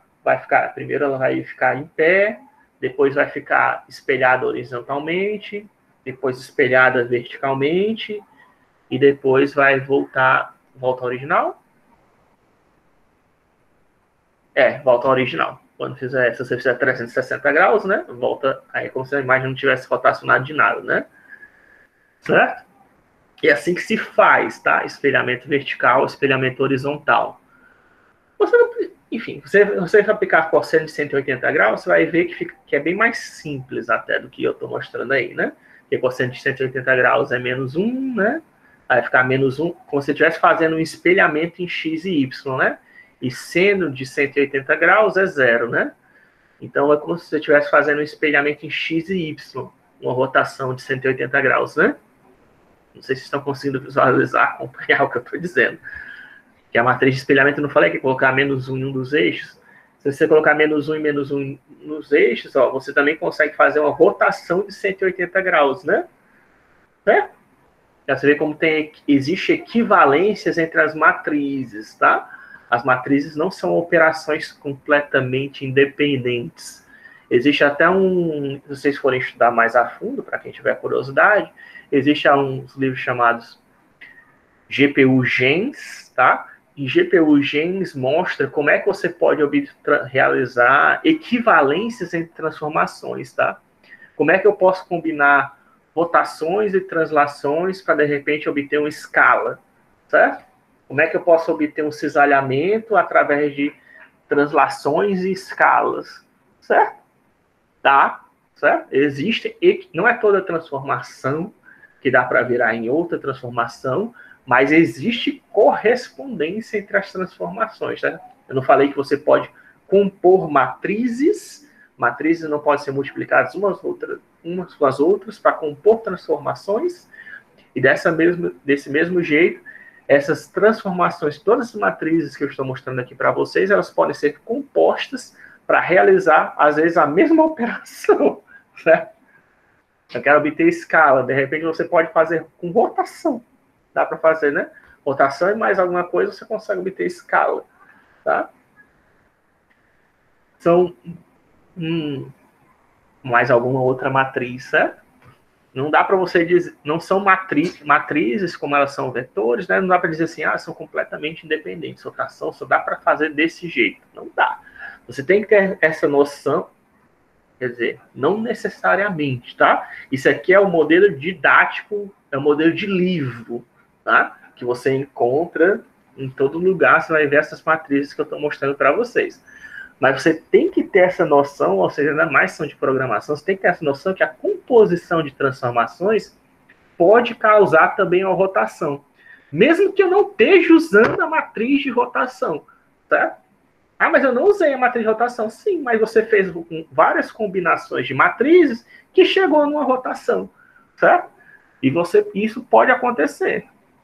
E você tem que ter essa noção que isso pode acontecer para você ver qual foi a matriz que eu inseri que pode estar causando uma rotação. Quais são as coordenadas que afetam uma rotação, tá? Aí sim, nesse momento, você vai voltar para o livro didático. Onde é que estão as coordenadas aqui que causam uma rotação? Ah, são essas coordenadas aqui. Que matrizes que estão mexendo, né, são? Que posições da matriz que causam uma rotação nesse eixo? Certo? Ah, são essas posições aqui da matriz que causam rotação nesse eixo. Quais são as matrizes que eu estou, transformações ou matrizes que eu estou aplicando, compondo no meu modelo, que podem estar mexendo ali, causando uma rotação? Certo? É assim que você faria, né? Então, isso aqui é a rotação no eixo X, Y, Z, tá? Veja que aí no caso do Z, ó, a linha referente ao Z, né, a identidade, sempre prestando aí, quando eu não quero mexer, eu pego emprestado da identidade, tá? Então, como eu não quero rotacionar em Z, eu pego lá uma linha emprestada da identidade e agora eu coloco cosseno e seno em X, Y, né? Certo? Agora, chegou um momento de falar uma coisa chamada gimbal lock, tá? Gimbal lock, quando você faz rotação, como eu acabei de falar, rotação em Z, você pode rotacionar em X, em torno do eixo X, em torno do eixo Y e em torno do eixo Z, certo? Mas isso tem um problema, né? Você está usando aqueles vetores canônicos, né? Que é o 0100, 010 e 001, que fazem parte da matriz de identidade, né? Essas transformações que eu acabei de mostrar para vocês, elas têm um nome, tá? E aí eu estou querendo mostrar aqui para elas para vocês. Se você pegar esse modelo do avião, certo? E eu rotacionar em cima dele mesmo, isso é chamado de roll, tá? Roll. Esse efeito de você pegar um modelo e rotacionar em torno dele mesmo, né? Isso é chamado de roll. Se eu pego o avião, certo? E agora eu coloco ele quando ele vai decolar, né? Ele vai decolar ou ele vai pousar? Ele não faz essa rotação, né? Eu vou decolar, né? Eu vou pousar. Isso daqui é chamado de pitch, tá? E yaw é quando ele faz nessa rotação, nesse sentido aqui. Não sei se vocês estão conseguindo ver. Então, certo? Roll, tá? Roll é assim. Eu não consigo. Talvez pegar o celular, né? Seria rotacionar dessa maneira, tá? Aí pitch é o avião para cima e pousar, certo? O avião pousando, né? Vai pousar, vai decolar o avião, vai pousar o avião. Isso aqui é chamado de pitch, tá? Rotação de pitch. Estou rotacionando desse jeito aqui. Pitch, roll. E aí tem o yaw. O yaw é nesse sentido, tá? É como se o avião, eu vou virar para a direita, né? Vou virar para a esquerda, vou virar para a direita, né? Tá fazendo curvas com o avião. Aí isso aí é chamado de yaw, tá? São as 3 rotações possíveis de um modelo 3D, tá? Tem a ver com eixo, professor? Não, tá? Porque tem gente que associa, não, row é no Z. Não necessariamente, depende para onde é que o seu Z tá. Enfim, talvez assim, existe uma convenção, né? Que as pessoas chamam o row de rotação no eixo Z, né? Então, isso seria a convenção, né? Ou no eixo. Mas, enfim, isso aí eu acho que depende do seu sistema de coordenadas, tá? Eu não vou falar. Talvez até exista, tem algumas pessoas que adotam convenção, mas na prática, certo? Se você for olhar isso na internet, se for olhar código de outras pessoas, as pessoas não estão nem aí para essa convenção, tá? O cara faz rotação em X e chama de row, às vezes o outro faz rotação em Z e chama de row, o cara faz rotação em Y e chama de row, certo? Então, se existe essa convenção, é mais para livro didático, tá? Mas na prática não existe. O que vocês têm que saber é o que são essas rotações mesmo, tá? Porque aí o row com certeza vai estar fazendo sempre isso, vai estar rotacionando o modelo em torno dele mesmo, né? Desse sentido aqui. imaginando a história do avião, né? O pitch vai estar colocando o avião para cima e para baixo, tá? Enquanto que yaw é para a esquerda e para a direita, né? Certo? São esses são os nomes das transformações, né? Das rotações principais, nos eixos principais de coordenada 3D. São os nomes delas. Mas aí na prática você vai ver na internet que o cara, né, não tem essa... Não existe uma convenção. Você chama do jeito que você quiser. Do que você quiser chamar, tá? Mas, enfim, eu estou dizendo isso para aqui. Para que eu estou dizendo esses nomes? Para vocês saberem, né? Porque às vezes o cara só coloca lá pitch, né? Aí você, pitch, o que ele está fazendo aqui? Aí se você lembrar do que eu estou falando agora, você vai lembrar, pitch é uma rotação. Ele está fazendo uma rotação em torno de um dos eixos principais, né? Certo? Se olhar o código-fonte VRoll, ele está fazendo uma rotação em torno de um dos eixos principais. Ou VYAW, né? Mesma coisa, tá? Depois vocês veem o filme aí, eu não vou mostrar, mas existe um problema chamado de gimbal lock, tá? Quando você faz rotação, foi até um problema que deu na Apollo 13, se eu não me engano, que é um foguete, né, dos Estados Unidos, que achou uma missão para a Lua, não tenho certeza, mas foi quando você está no espaço, né? Você pode fazer a rotação nas 3 direções, né? A gente no espaço 2D, né? Quando a gente está andando na superfície da Terra, a gente não tem todas essas liberdades, né? A não ser que você vai fazer cambalhota, né? Mas, em geral, você só gira para a direita, para a esquerda, né? Talvez se incline para frente e para trás, né? Mas para girar em torno do seu eixo, só você fazer uma cambalhota, né? Um salto mortal, talvez, né? Enfim.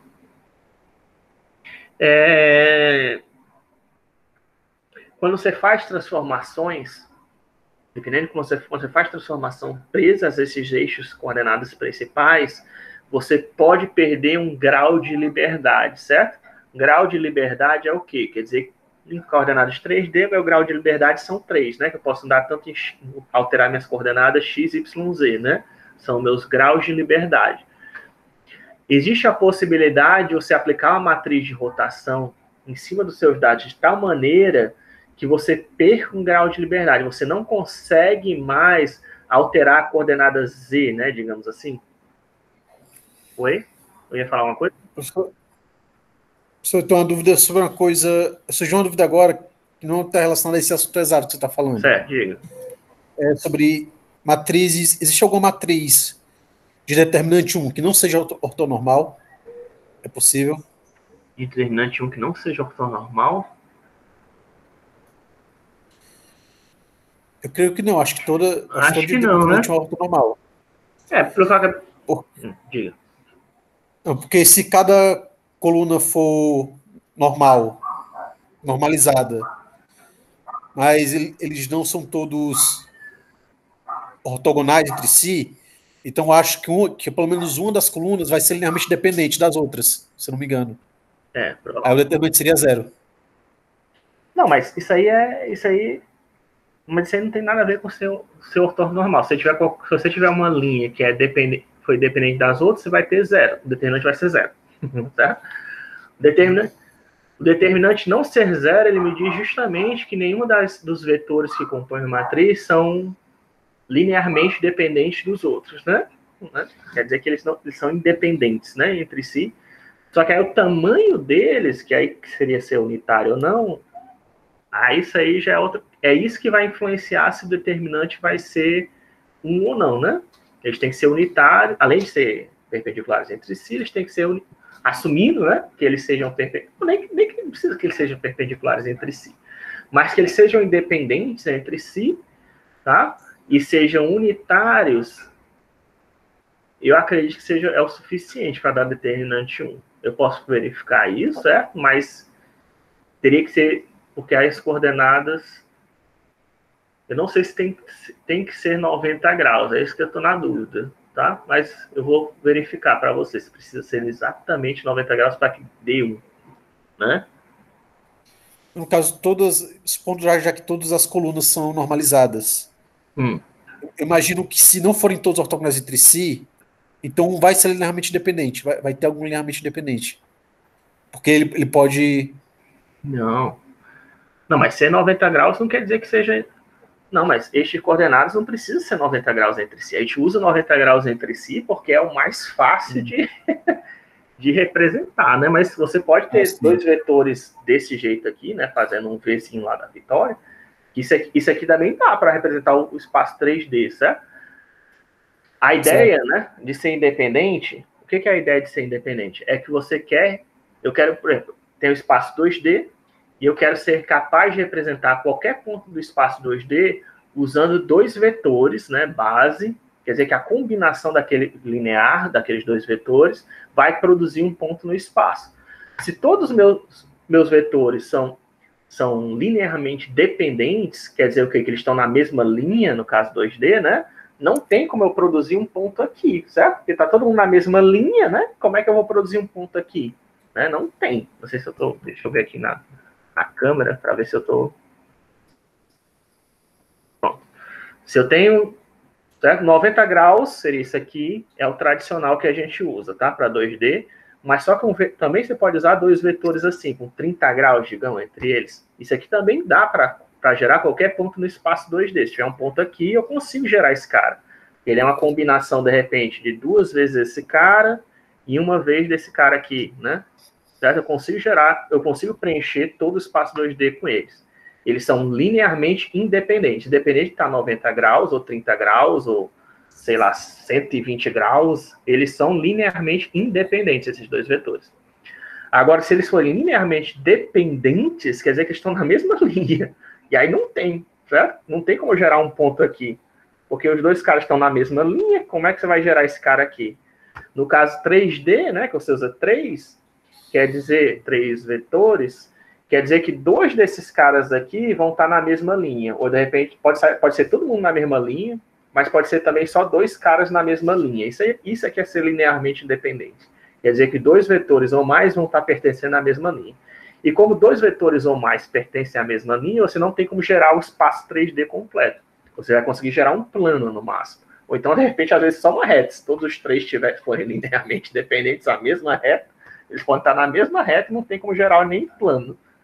Certo? É por isso que a gente vê essa história de se os vetores são linearmente dependentes ou independentes. Porque a gente quer gerar uma base que seja capaz de ocupar todo o espaço que a gente quer preencher, né? Com vetores ou com pontos, seja como for. E aí, ser unitário é melhor porque fica mais... É também questão de utilidade, né? Porque quando você questão unitária, você sabe que os vetores, para você poder controlar a questão de escala, né? Quando eu quero fazer uma escala sem perder o aspect ratio, se você tem vetores de tamanhos diferentes, é mais difícil, né? Você sabendo, eu tenho que multiplicar o x por 2 e o y por 4, porque os dois vetores bases não têm o mesmo tamanho, né? Aí, né?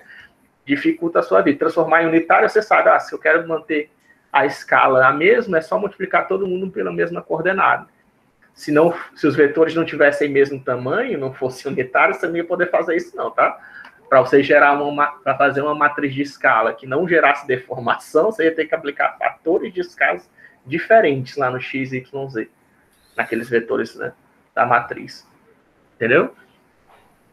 Sim, entendi. E aí o determinante, né, é aquilo que eu acabei, não sei se você está na aula, no início do tempo eu falei que eu dei uma pesquisada, né, ele é um fator de escala para essas transformações, né?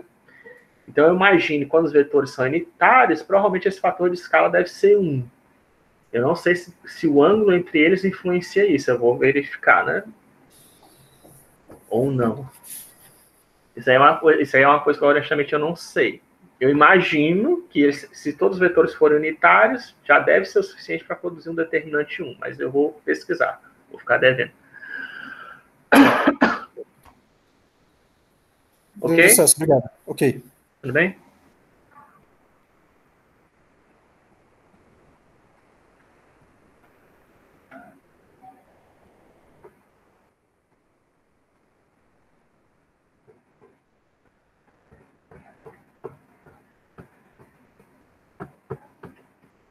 Tá aqui o brinquedo das xícaras, né, que eu estava falando. Tem que pulou, né, uma coisa aí, mas esse aqui é o brinquedo das xícaras que eu estava falando, ó. Que a xícara gira em torno de si, mas gira também em torno lá do bule, né, principal. Mas essa transformação implica você fazer duas transformações, né? Na verdade, tem que girar a xícara em torno de si mesmo, mas também tem que girar em torno do bule. Se esse bule estiver na origem de coordenadas, massa, né? É só você leva a xícara, translada a xícara para o centro, gira, traz, translada de volta, né? Mas se esse brinquedo não estiver no centro do parque de diversões, no eixo, no ponto central do eixo do parque de diversões, você vai ter que trazer o brinquedo inteiro para o seu centro de coordenadas, 000, girar as xícaras e depois trazer as xícaras individualmente para o centro para poder girá-las em torno de si, né? Mas, enfim, o gimbal lock quer dizer que você perde um eixo de rotação, uma coordenada, né? É como se você, já que a gente teve essa discussão, né? Eu não queria falar, eu não estava pensando em falar isso, mas já que a gente teve a discussão, é como se você tivesse transformado dois vetores. Devido à rotação, você consegue transformar dois vetores, né? Podem ficar linear. Você pode transformar dois vetores do eixo de coordenadas em linearmente dependentes. Aí, quando você transforma dois vetores em coordenadas linearmente dependentes, devido a essa transformação de rotação, você vai perder um eixo de liberdade, certo? É isso na prática, né? Que está acontecendo. Você está transformando. Quando você faz um gimbal lock, é porque você, devido à rotação, você conseguiu alinhar um dos vetores canônicos com o outro. E aí, quando você alinhou eles, né? Aí você tornou dois vetores que não eram linearmente dependentes em vetores linearmente dependentes, que eles estão na mesma linha. E aí você perde um eixo de liberdade, né? Você perde um grau de liberdade, perdão. Uma coisa na boca aqui. Certo? E aí, para você, como é que as pessoas resolveram isso, né? Um cara lá muito inteligente, né? Pensou na ideia, inclusive quando ele surgiu com essa ideia de quaternion, todo mundo frescou com a cara dele, né? Ninguém acreditava dele, dizia que estava adicionando uma complexidade a mais. Enfim, dizem até que vocês já assistiram Alice, né? Não tem o Chapeleiro Louco, lá de Alice, que gostava de ficar mexendo as pessoas de posição, né? Dizem, inclusive, que esse Chapeleiro Louco foi inspirado nesse cientista. Tamanho que foi as pessoas frescaram com a cara dele, que por causa de ele ter criado o Quaternion, dizem que é um mito, tá? Não sei se é verdade ou não, mas dizem que o Chapeleiro Louco foi justamente inspirado devido a esse cara, tá? Que criou Quaternion. E as pessoas não haviam utilidade. Por quê? O Quaternion, o que o cara pensou? Ele pensou que, já para melhorar as rotações, né, que ele poderia, em vez de usar, quando você fala nos planos complexos, né, quando a gente fala em complexos, normalmente você pensa o quê? Em uma coordenada imaginária e em uma coordenada real.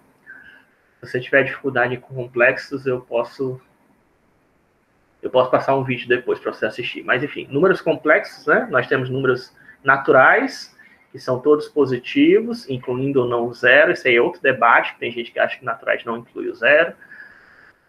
Aí vem os números inteiros, que aí são números negativos, né? Depois vem os números racionais, que são números que você consegue representar através de uma fração. Vem os números reais, que aí tem números irracionais, né? Você não consegue representar através de razão. E depois vem os números, por exemplo, tem um número, por exemplo, 0,1, 2, 3, 4, 5, 6, 7, 8, 9, 10. Esse é um número famoso, tem um nome para ele, é Chapel-Thorne, eu acho que é o nome dele. Enfim, tem um númerozinho, esse é um número famoso, mas seria uma dízima periódica infinita, que todos os números são diferentes, né? É só a sequência, 1, 2, 3, 0,1, 2, 3, 4, 5, 6, 7, você pode seguir assim infinitamente, né?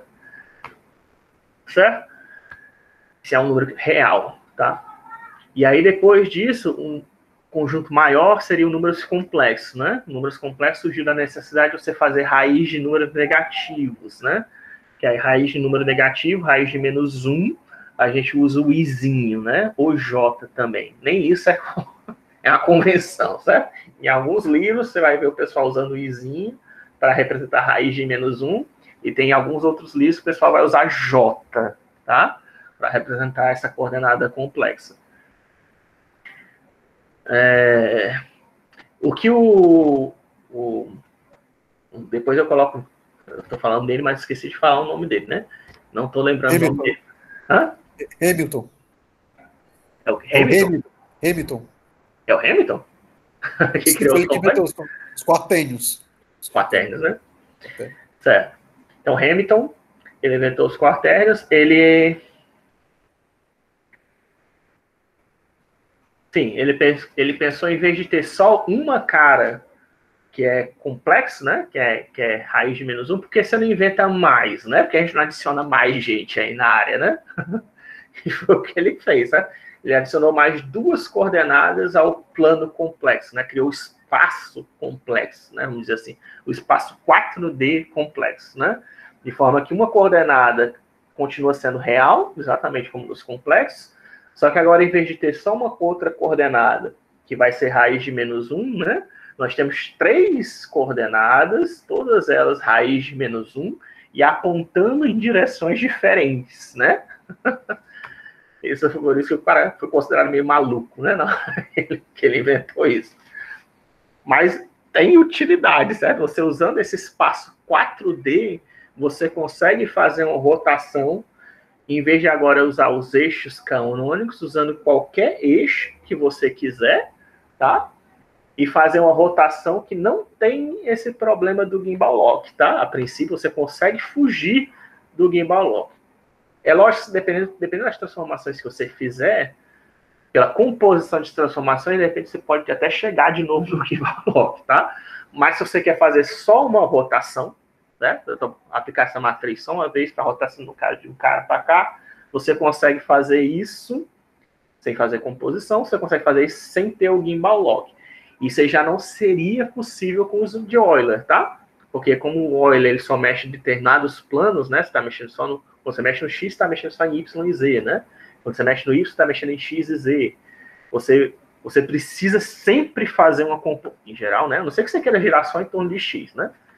Mas você quer fazer uma rotação de forma geral, você sempre vai fazer uma composição de transformações se você estiver usando os de Euler, né? E aí, ao fazer essa composição de transformações, você pode chegar num gimbal lock. Com o quaternion, não. O seu default não precisa mais usar composição de transformações. E por causa disso, você consegue fugir do gimbal lock, tá? Isso que você vai ver qualquer aplicativo de software em geral, inclusive o Blender, ele te dá as 2 possibilidades, tá? Às vezes dá até mais, né? Mas se for usar o Maya, enfim, qualquer modelador 3D, ele tem sempre lá a opção de rotação por quaternion. E o que é o quaternion, tá? O quaternion, as 4 coordenadas dele, como é que você gera o quaternion? Normalmente você tem que passar o quaternion, tá? Para ele poder fazer essa rotação. O quaternion, aí eu estou mostrando aqui para vocês, ó, no slide. É isso que vocês precisam saber. Isso aqui é a matriz, tá? De quaternion, você pode pegar isso de qualquer lugar, mas eu não quero que você decore isso. Do mesmo jeito que você não precisa decorar aquelas outras matrizes, o que você precisa saber é como gerar o quaternion. Esse cara aqui, Vx, Vy, Vz, é o seu eixo de rotação, certo? É um vetor que vai ser o seu eixo de rotação, e agora pode ser qualquer um, tá? Não precisa ser mais o 01, 010, 001 ou 100, pode ser qualquer eixo de rotação do espaço que você quiser. E eu vou dizer para você como é que você obtém esse eixo. É através de um produto vetorial. Olha a importância do produto vetorial, né? Através do produto vetorial, você descobre quem é o eixo de rotação. A gente vai fazer isso, tá? Principalmente quando a gente for fazer a animação, a gente vai fazer essa operação mais de uma vez. Aí eu vou mostrar na prática como é que faz para calcular o quaternion, tá? Não precisa se preocupar. Mas o que eu quero que você entenda primeiro, né, que as coordenadas x, y e z do quaternion são o vetor unitário, tá? Que é o eixo de rotação qualquer no espaço.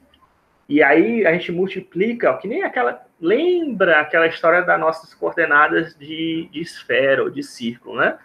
E tem aquela história de você multiplicar pelo seno e pelo cosseno, não sei se vocês se lembram, né? Os vetores. Mas aqui você pega o ângulo que você quer fazer. Qual é o ângulo de que hora rotacionar? Tem um eixo de coordenadas, tá certo? É o eixo 1, 2, 3, normalizado, que eu quero rotacionar em torno dele, e eu quero rotacionar de 30 graus.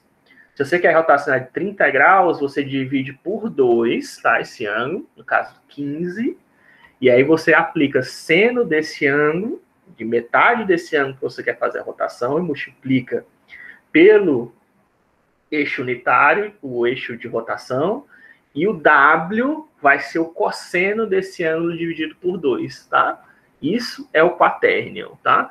E esse quaternio aí é unitário, tá? Se você for vetor unitário, por isso que eu estou dizendo para vocês usarem um eixo, quando você for usar eixo de rotação, use o eixo de rotação unitário, porque senão essa fórmula aí que eu estou usando para você, que eu dei para vocês de cima, que tá, ela não está errada, porque está escondendo um aqui. Você precisa multiplicar pelo fator S de escala, se o vetor não for unitário, que é justamente o tamanho desse vetor, tá? Então, enfim, a matriz fica mais complicada ainda do que isso e fica mais suscetível a erros numéricos, então é melhor você usar um eixo de rotação unitário. E aí você vai obter um quaternio unitário, e a multiplicação do quaternio é desse jeito, ó. Que está no cantinho aqui, é esse QPQ, tá? O P seria o vetor ou vértice que eu estou multiplicando, o Q é o nosso quaternio, e esse Q com asterisco é o conjugado, tá? Por isso que você tem que dividir por 2, porque quando você faz rotação por quaternios, olha como é meio louco, né? Você faz pré e pós-multiplicação, e você multiplica pelo quaternio e pelo conjugado dele. Por isso que você tem que dividir por 2 o ângulo, né? É como se você estivesse fazendo 2 rotações na prática, na verdade, viu? Você faz uma rotação pelo quaternio e pelo conjugado do quaternio. O conjugado, para quem não sabe, né? Como já seria o vetor complementar, né? Se você tem um número complexo tradicional, tá? O A mais BI, né? Em que A e B são R$2 e o I é o nosso raiz de -1. O conjugado desse número complexo, A mais BI, é o A menos BI, tá? Seria você inverter a coordenada imaginária, tá? Você está mudando o sentido, né, da coordenada imaginária. E o conjugado é exatamente isso, tá? O nosso conjugado seria o vetor complementar desse nosso número 4D complexo, tá? Isso aí isso é a rotação por quaternio, tá? Essa matriz aqui é uma simplificação dessa transformação. Dá para fazer de outras maneiras, certo? Usando só produto vetorial e produto escalar, você consegue chegar na mesma transformação sem usar a matriz, tá? Usando só multiplicação de vetores, essencialmente né? Você está fazendo uma multiplicação de vetores, sendo que você vai multiplicar por 2 vetores. O vetor complexo, 4D, quaternion, Q, e o conjugado dele, dividindo o ângulo por 2, certo? A gente vai ver isso na prática, porque isso é um conceito importante, porque você consegue fugir do gimbal lock, né? A gente vai ver isso ainda. Não se preocupe, né? A gente ainda vai falar.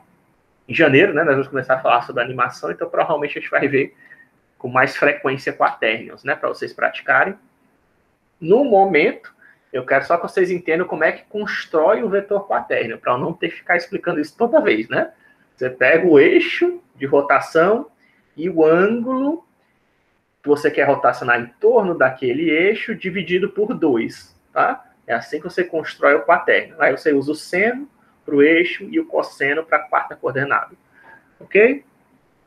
E aí, como já está passando um pouco já estamos passando demais da aula até, eu vou encerrar por aqui, certo? Na aula que vem eu mostro, né, como fazer a rotação de quaternio e a rotação em um dos eixos para o Euler XYZ no Blender, tá? E a gente continua para falar agora de mudanças de base, tá? Quais são a matriz de mudanças de base, que é aquela que a gente vai usar tanto no espaço de normais, que é a TBN, mas também para espaço de câmera. Eu tenho até que corrigir esse slide aqui, que ele está meio complexo, para deixar ele um pouquinho mais simples, para a gente poder discutir isso. Tá? Mas a gente vai falar na próxima aula sobre mudanças de base, e eu acho que acaba, né? Mudanças de base, E só como fazer isso em uma sequência, tá? Como é que você faz para... Tá bem pertinho do final da aula. É só a gente falar só mudança de base e como aplicar isso de forma sequencial. Porque quando a gente quer aplicar isso num modelo 3D, em geral também, certo? Você pode aplicar a transformação direta em cima do modelo, tá? A matriz, vou aplicar isso aqui em cima de todos os vértices, né? Para produzir uma transformação. Só que o mais comum não é isso, né? Porque quando eu, por exemplo, eu giro o meu braço, né? Quando eu giro o meu braço dessa maneira, ou então eu giro os dedos aqui, eu não estou mexendo no meu corpo inteiro, correto? Não estou girando em todo o meu modelo, eu estou girando só nos dedos, né? E aí como é que eu faço? Só os meus dedos aqui que estão girando para serrar o punho, né? E eu posso fazer essa transformação enquanto eu giro meu braço também, né? Que são transformações diferentes. Só que essa transformação aqui de girar meu antebraço tem um efeito também na minha mão, que está abrindo e fechando, né? Como é que eu faço essa composição de transformações? Como é que eu garanto que eu estou mexendo só em determinadas partes do modelo? Para isso, a gente usa uma coisa chamada de bones, tá? Ou esqueleto. A gente constrói um esqueleto do modelo. Que ele diz, dependendo da proximidade com determinados pontos do modelo, a gente sabe quais são, em que áreas que a matriz vai ter influência. Mas, enfim, isso eu já estou introduzindo um pouquinho de animação, tá? E aí a gente vai ter só essa discussão de mudança de base, e aí eu vou falar um pouquinho mais sobre essa transformação do esqueleto, que é chamado de bones. Bones, na verdade, não é nem esqueleto. Bones é osso, né? Tradução do inglês. Mas eu acho que melhor para português seria chamar de esqueleto, né? Faz mais sentido a gente. Você adiciona uns ossos, mas na verdade o que você está querendo construir é o esqueleto do modelo, e esse esqueleto vai dizer como você vai fazer as rotações, né? Você tem um osso aqui, tem um outro osso aqui, tem outro. Dependendo de quantos ossos você coloca no seu modelo, para construir o seu esqueleto, isso vai dizer como é que vai ser feita a rotação, né? Não precisa de músculos, tá? Não precisa de músculos, só o esqueleto já é o suficiente para fazer essas rotações. Ok? Então a gente continua na aula de quarta-feira, e aí eu vou acabar essa parte de matrizes e vamos começar a falar sobre rasterização, que é uma vez que eu tenho essas coordenadas transformadas, como é que eu faço para transformar isso em pixel, né? Que é o algoritmo de Bresnan, né? Que ainda é usado em placas de vídeo. E eu não falei das ferramentas de debug, né? Infelizmente. Mas só falando aqui rapidinho, né? Para vocês, já que vocês quiserem instalar, é bom também vocês saberem isso, tá? Em linguagens de programação, só um parênteses aqui antes de encerrar a aula. Nunca vá atrás de aprender uma linguagem de programação que não tenha duas ferramentas, tá? Um debugger e um profiler. Isso aí são ferramentas essenciais para qualquer linguagem moderna. Que se diga moderna, tá? Se é uma linguagem moderna, o cara vai dizendo, minha linguagem é revolucionária, só que aprenda ela. Ela tem um debugger e um profiler. Se ela não tiver um debugger e profiler, não perca tempo aprendendo ela, tá? Você vai ter muita dor de cabeça sem necessidade. No caso dos shaders, o GLSL, ele tem, tá? Um debugger e um profiler. Sendo que eu não falei isso antes, porque é específico da placa de vídeo que você está usando, tá? O GIMP, a NVIDIA tem esse tal do N-Site, tá? N-Site Graphics, que você pode baixar da página da NVIDIA, certo? Que se você tiver uma placa NVIDIA no seu computador, você vai poder fazer debugger dos shaders, sabe? O que é fazer debugger dos shaders? Porque quando a gente usa lá o Jupyter, ele faz debug do Python, tá? Do Python você pode até fazer, de repente, um debug da API do OpenGL, mas debug do shader, que é aquele códigozinho de texto, né? Como é que eu faço debug daquilo? Porque aquilo está na placa de vídeo, né? Se eu quero ver qual é o conteúdo de uma variável, se eu quero ver se a textura que eu estou passando está lá no shader, como é que eu faço isso? E aí, por isso que você tem que usar um programa da produtora da sua placa de vídeo, né? No caso aqui da NVIDIA, ela te dá o N-Site, que permite você ver lá, tá? Isso aí é muito útil, cara. Porque aí você às vezes acha que está passando uma textura de um jeito, mas está chegando na placa de vídeo de outro jeito. Como é que você vai saber isso? Olhando num debugger. Você olhando no debugger, eu consigo ver lá qual é a textura que está aqui na placa de vídeo. Você consegue ver a textura. Você consegue ver os dados que estão lá na placa de vídeo. Tá?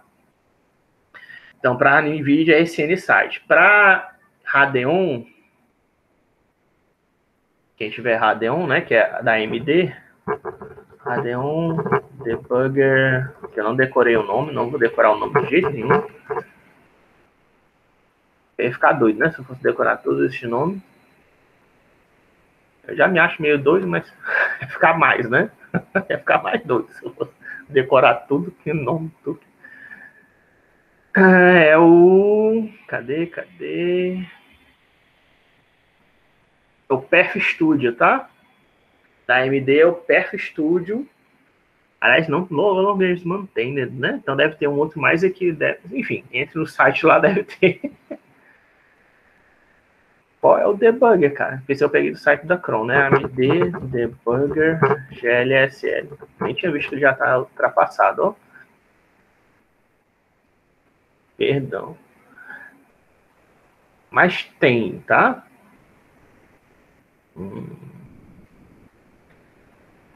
Eu de pessoa que era o Perf Studio.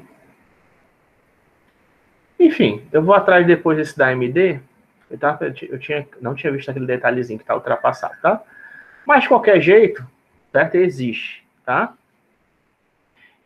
E mesmo que você não... E para quem não tem placa de vídeo NVIDIA e AMD, professor? Lá no site da AMD que lá deve ter, tá? O debugger para o GLSL. Isso aqui você pega do site da NVIDIA, do NVIDIA Developers, né? Lá na AMD deve ter, certamente também deve ter um site de developers da AMD, e lá deve ter o debugger do GLSL, que é o Shading Language do OpenGL, para você poder fazer com shaders. E para quem não tem, professor, para quem não tem placa de vídeo, né, tá com placa de vídeo integrada, como é que eu uso, qual debugger que você pode usar? Esse aqui, tá? O Render Dock. Tem o Render Dock, tem o GL, para quem está no Linux, o Render Dock é um dos melhores que eu achei para o Windows, tá? Que ele é genérico, tá? Para qualquer placa de vídeo. Mas também você pode usar o GLSL Debugger, tá? Para quem está no Linux. Eu até tentei instalar o GLSL Debugger no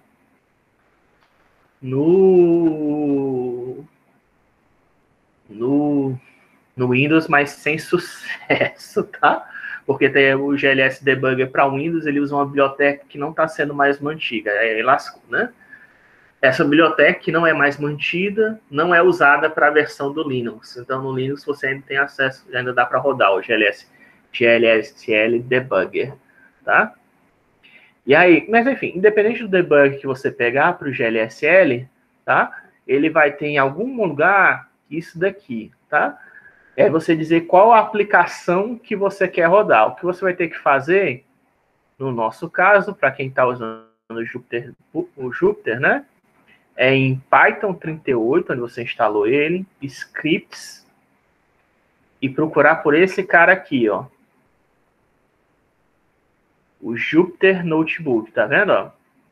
Esse cara aqui, esse script, você vai abrir, certo? Na verdade não é script, é um exe, né? Ó. Certo? Ele é que é o executável que você vai executar dentro do debugger, tá? E o Working Directory é onde estão os seus scripts do Python, né? No meu caso, é o My Documents CGUS, acho que é aqui que tá, Select Folder, tá? E aí você vai dar um Launch, tá? Coloca o Jupyter Notebook, exe, ó, o caminho, procura, né, no seu computador aí, dá um search, onde é que tá ele. No caso do Linux, a mesma coisa, onde é que tá o Jupyter Notebook, que é executado, né? Coloca aqui o diretório onde é que tá os seus scripts do Python que você quer analisar, tá? E aí você dá um launch, certo? Vai dar um launch, ó, ele vai executar o Jupyter Notebook aqui na janelinha, e aí você vai poder acessar, ele vai carregar, quando ele acessar, você vai poder entrar naquela mesma janelinha do... Você vai rodar da mesma maneira, tá? Só que agora você está executando o Jupyter Notebook dentro do debugger. Ou seja, tudo que você fizer vai ser capturado, tá? Pelo debugger. No caso aqui, na verdade, o que a gente está querendo capturar, na verdade, não é tudo, é o shader, né? Só que tome um cuidado na hora de você gerar, né? Aqui eu não tomei cuidado, então não vai dar certo. Por quê? Porque eu esqueci de ligar isso aqui, ó. Certo?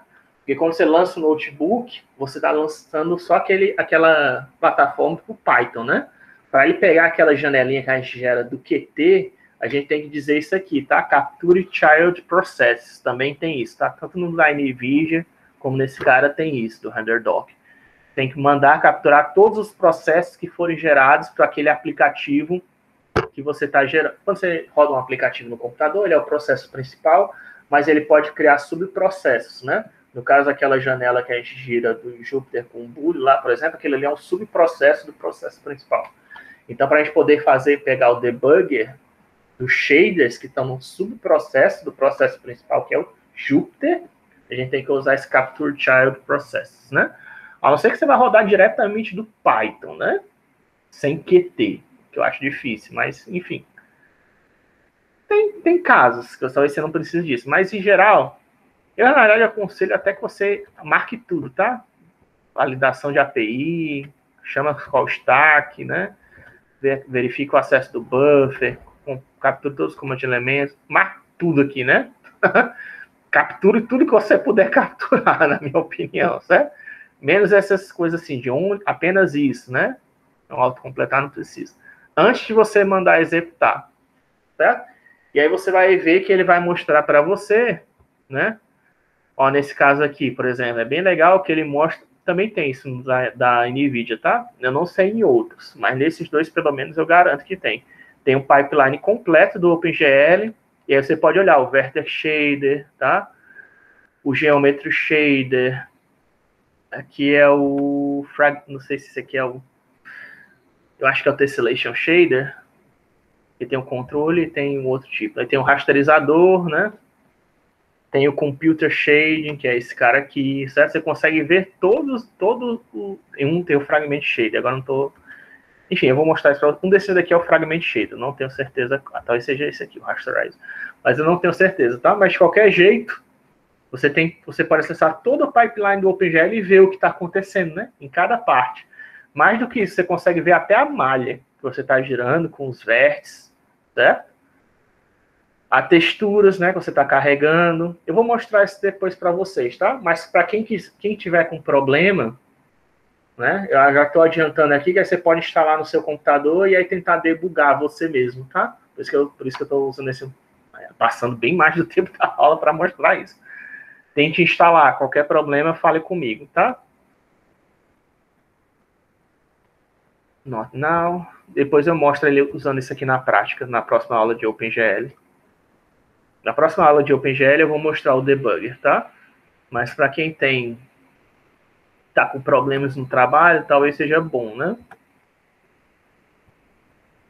Deixa eu só tirar a presença agora. Deixa eu fechar o Magnifier. E obrigado por terem ficado até agora. Desculpe ter passado a aula. Passei de novo. Disse que não ia passar, acabei passando, né?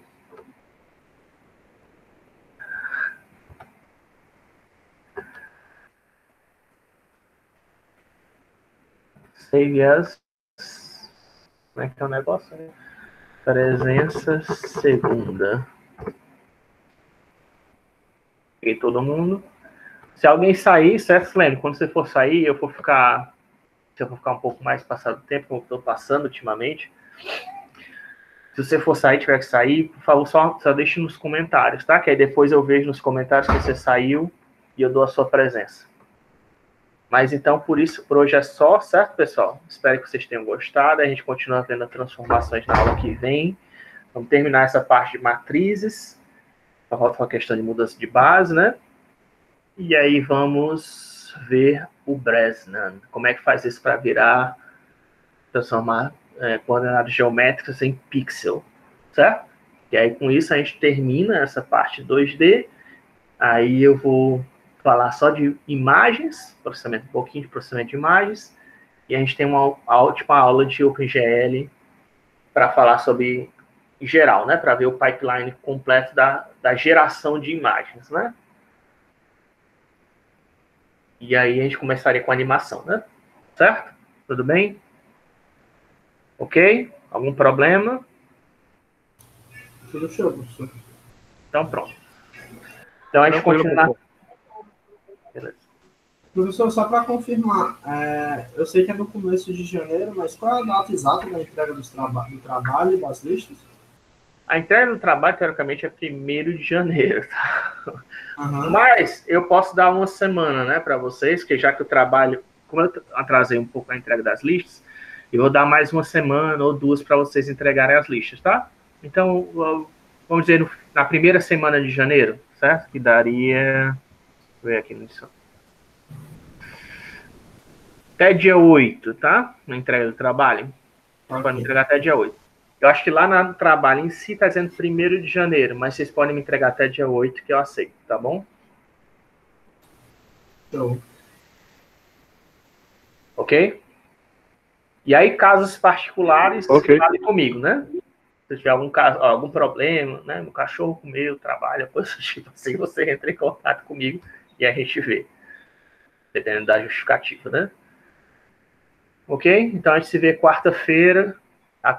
Até lá. Valeu, boa tarde. Valeu, professor, boa tarde.